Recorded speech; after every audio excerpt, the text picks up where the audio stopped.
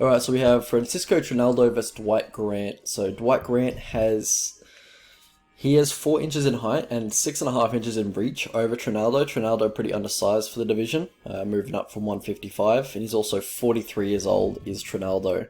And yeah, well, Dwight Grant's no spring chicken either, he's 37. I thought the guy was like 25, but yeah, anyway.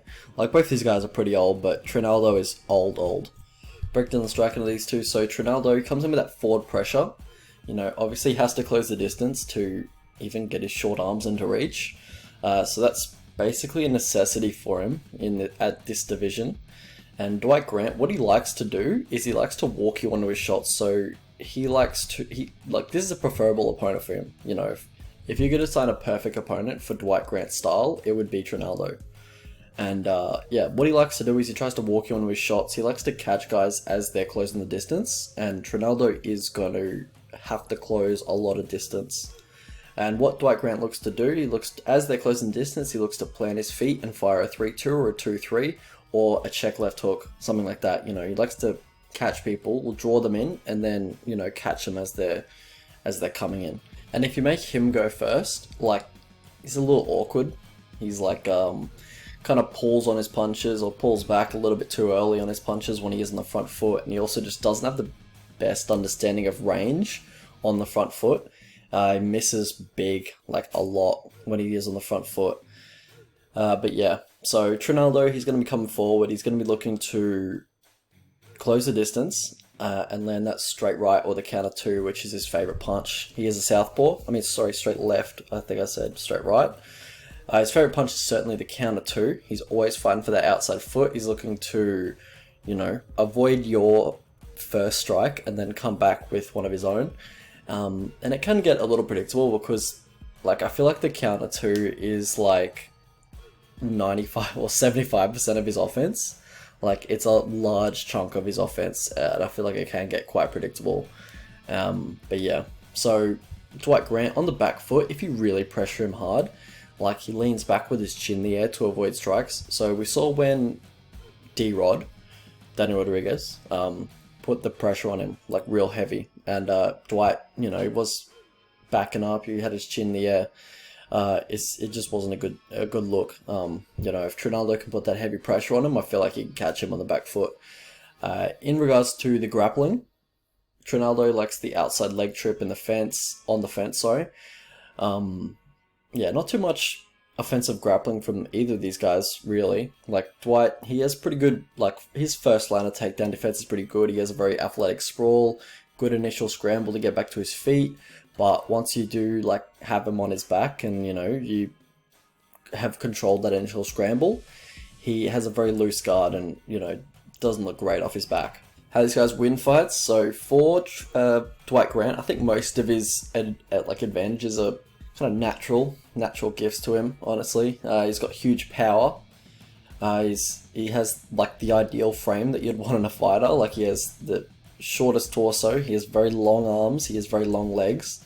Like, if you were to make a perfect fighter, like in a lab, that's the type of frame that they would have.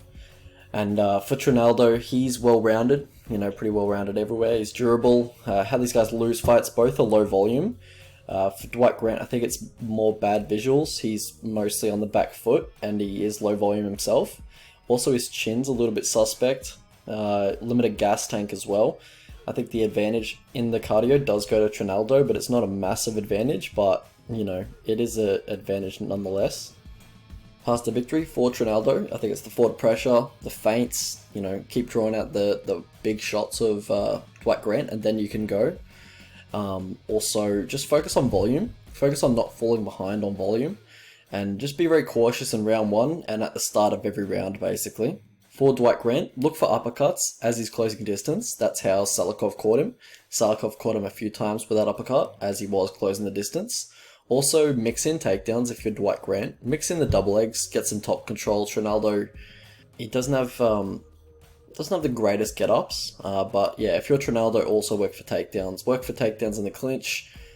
Grant is very good at defending takedowns in the open. Look to press him against the fence, potentially, if you can't get the takedowns. But yeah, look to just be well-rounded and show him, who's the more well-rounded mixed martial artist.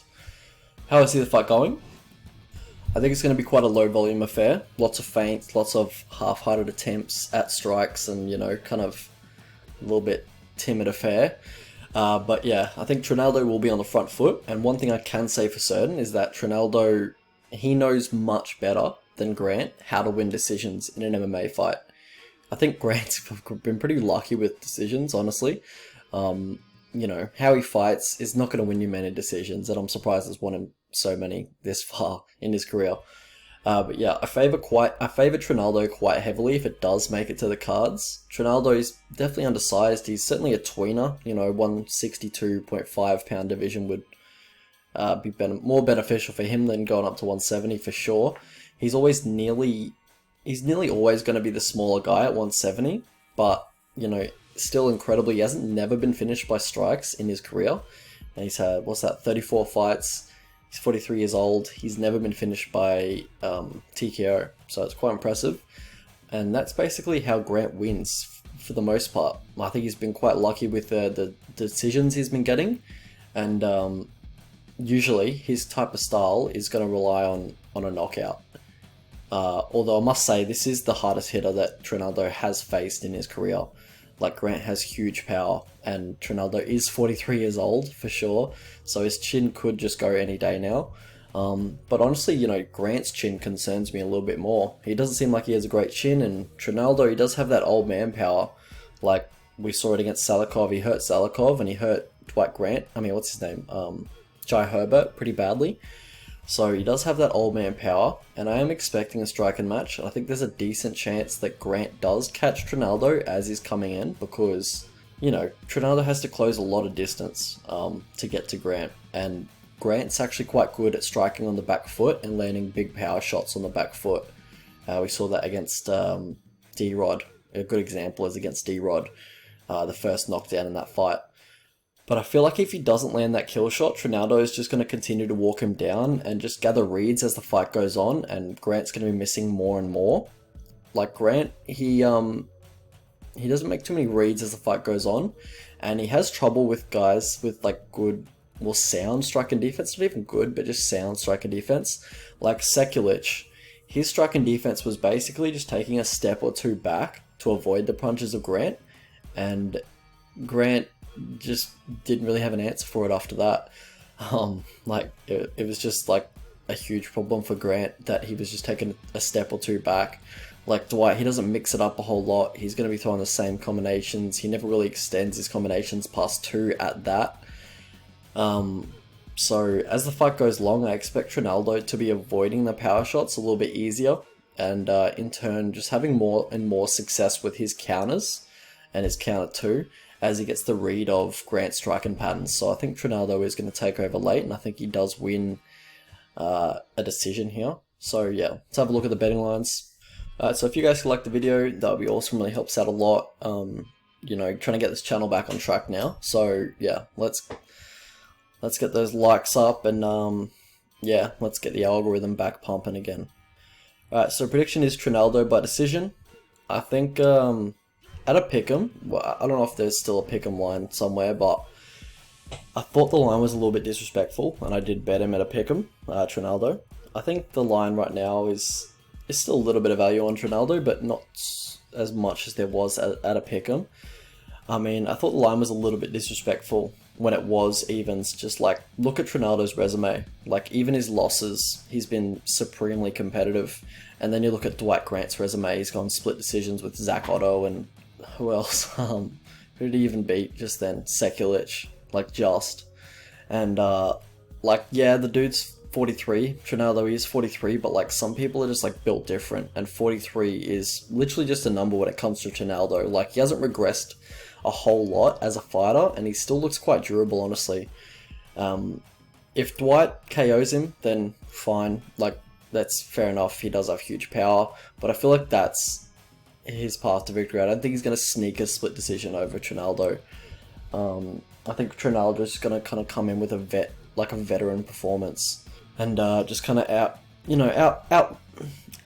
finesse him to win the decision. So yeah, what am I looking at? I think Trinaldo inside the distance is quite nice. I think he does finish Dwight Grant a good chunk of the time, but I feel like, yeah, I'll just say decision because that's generally how he wins, but Dwight's chin is a little bit suspect, but yeah, the money line's probably good enough for me, honestly.